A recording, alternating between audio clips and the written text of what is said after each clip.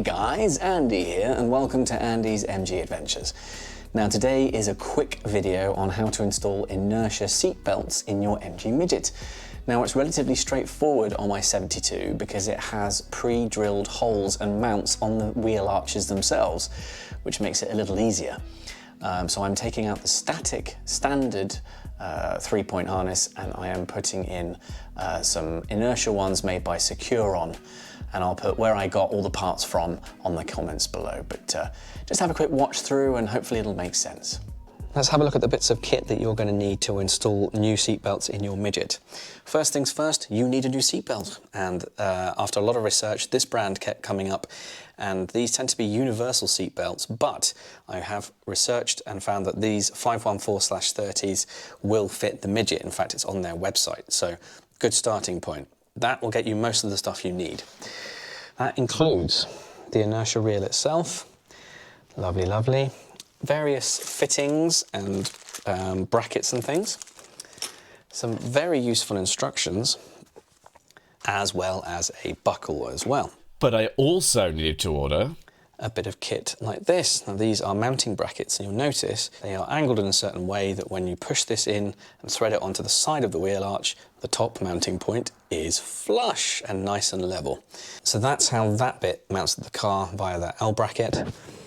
Then the actual nuts and bolts that go with it, forgive me, I don't know all the official terms, but on the buckle itself, we have the bolt itself with one of these weird sort of grippy washers. You can just see in there. And then in there is also a slightly thicker washer that goes up against the transmission tunnel of the car itself. Then we have the first point of contact at the end of the seatbelt itself. This is where it meets the sill of the car. You have another bolt with what I like to call a wavy washer. Then that goes through to one of these other washers, again, that sits next to the sill of the car. But you can see there's a slightly smaller diameter on the inside. What that allows is just this part of the buckle to move a little bit with the passenger or driver once that's fixed in. And then here, we actually have the two mounting points for the vehicle itself that goes in the wheel arch. This is for the inertia reel. So the top one, you've got a bolt with one of those weird crinkly washers. That goes through the mounting point here and essentially fixes that to the actual plate, and the plate itself is attached with another bolt, a spring washer, and then a crinkly washer that goes against the mounting point on the car itself. It really is that straightforward. It's all listed in this fantastic thing as well, this fantastic kit that shows you how it should be prepared before mounting on the car, even if you need to drill your own holes, which thankfully we don't. And on the Securon kit here, you'll see as well, tells you what order the nuts and bolts and washers and things need to go on. As you can see, I've installed one already on the passenger side. That's got mounting brackets, the inertia reel itself, and then the rest of it, including the new buckle as well. So, one step at a time. Let's start by getting the seat in the right position. Move the old belt out of the way. There's a little silver chrome lever here. If you pull that towards the back of the car, the seat folds forward. Be careful at this point. When we pull the seat forward, we don't want to catch the old buckle. So just make sure that's not going to catch. Make sure that's well out of the way. And then in the bottom of the footwell, there's a little lever. Pull the seat all the way forward like that. Straight away, you'll notice you have access underneath, behind the seat here for all your points. And let me show you. the first point is located on the transmission tunnel. This holds the buckle.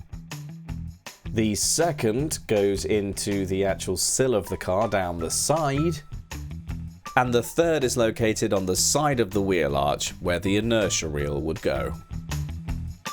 Okay, so now you can see we've got plenty of room without needing to take the seat out at all.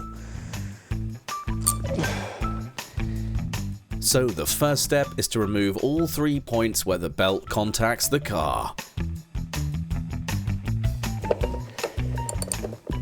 So first things first, we're going to install the new buckle. And we know the order which things are going in. We've got bolt, crinkly washer, and then this slightly thicker washer which will go flush against the transmission tunnel itself. Most importantly, when you do this, make sure you put the buckle on the right way around. Think about how it's going to go onto the vehicle. Think about what it's going to be like when you do it up.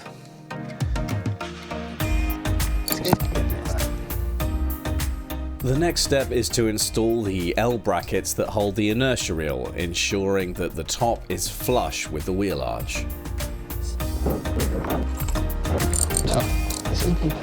And we will grab the inertia reel.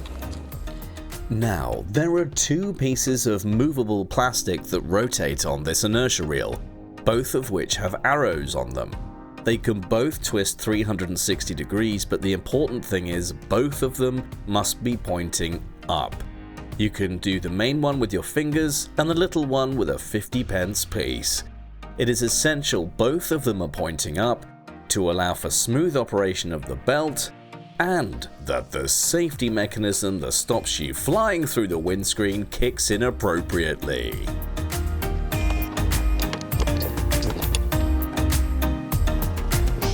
Okay. You see, nice and level. Nice action there. So what I've actually done is, now that this is mounted, is I've looked at how this end of the buckle is going to mount down here. And what we need is for this clip itself to be orientated the right way so that when it sits over the shoulder, it's nice and flush. So that's what we've done.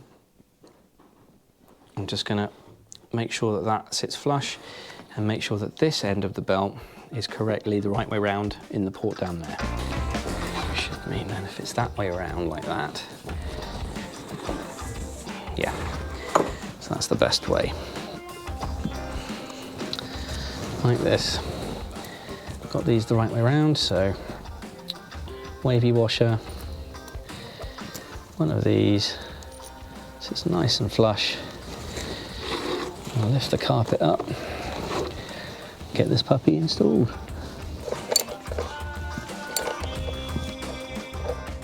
So there you go. It's quite lucky, isn't it, with a car like this, with the mounts already on the wheel arch, it made it fairly straightforward swap. Just make sure you get the belts orientated in the right way.